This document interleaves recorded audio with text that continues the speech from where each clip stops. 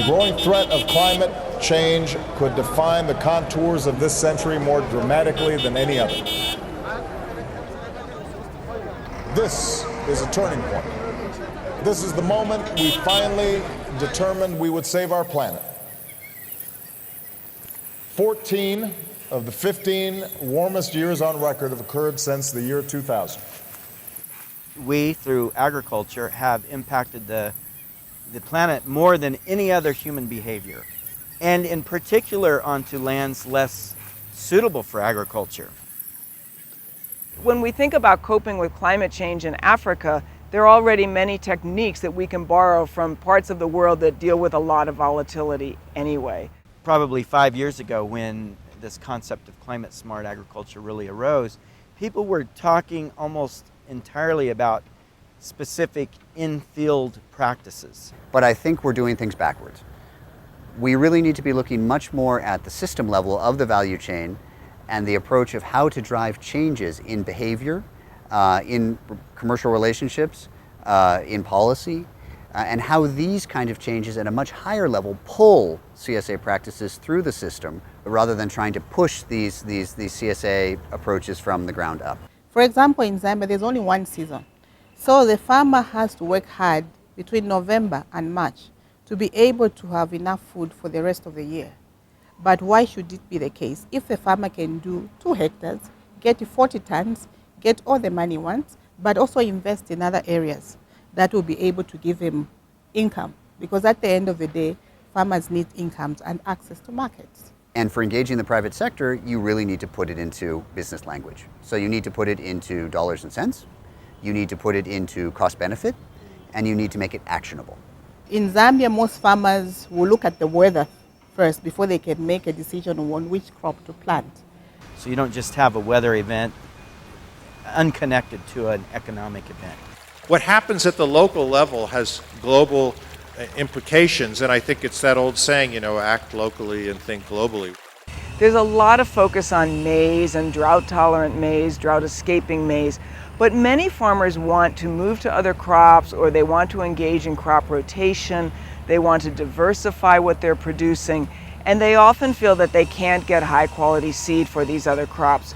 Crops like green grams, like millets, sorghum, crops that really work in ASIL areas, the arid and semi-arid areas in Africa.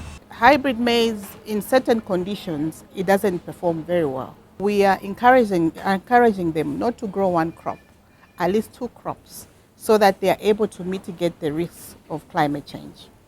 Sustainable intensification, which has been at the center of our research strategy in Feed the Future, needs to be climate smart.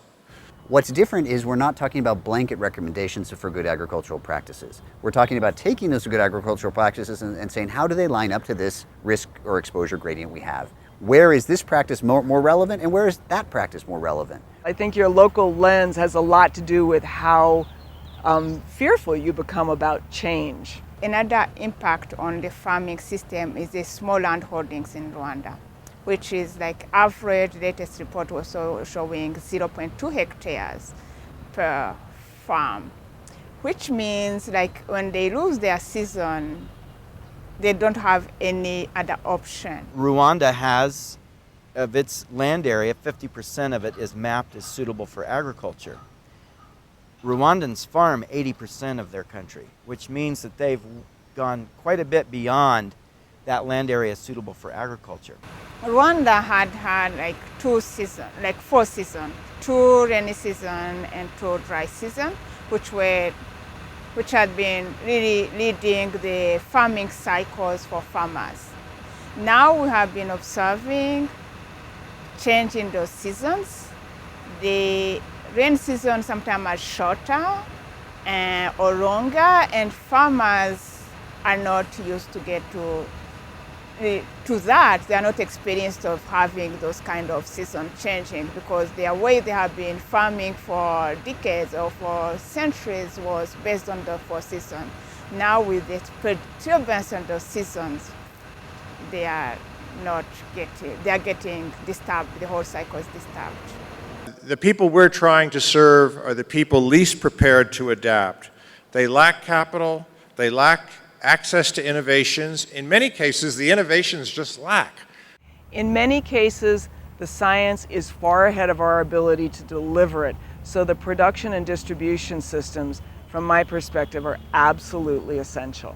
How do you understand what the leverage points are so that you're not just achieving very specific incremental change, right, at the farm level, which obviously is important, but actually what are your higher level leverage points that shift the system? How do you actually move things at scale? Climate smart agriculture is smart agriculture informed by climate science. So if that's the case, what is smart agriculture? Communities often come into conflict. If there are policies in place to address those conflicts before they occur, there you have a climate smart ag policy already in place. That's the important thing, is at the end of the day, our project or our work in Ghana is only as effective as what we can help the existing value chain members achieve. I certainly think a private sector driven approach is necessary and good, but to forget the public sector role in climate smart agriculture is going to result in a heck of a lot of disadoption. If you fail at the farm level, necessarily you will fail at all other levels, right? And if you fail at the consumer end, you're not going to have the resources necessary to invest back at the farm level. We have to find ways to link these actors and have linked conversations, so effectively we're working as a system and not as individuals, with each individual trying to maximize their benefit.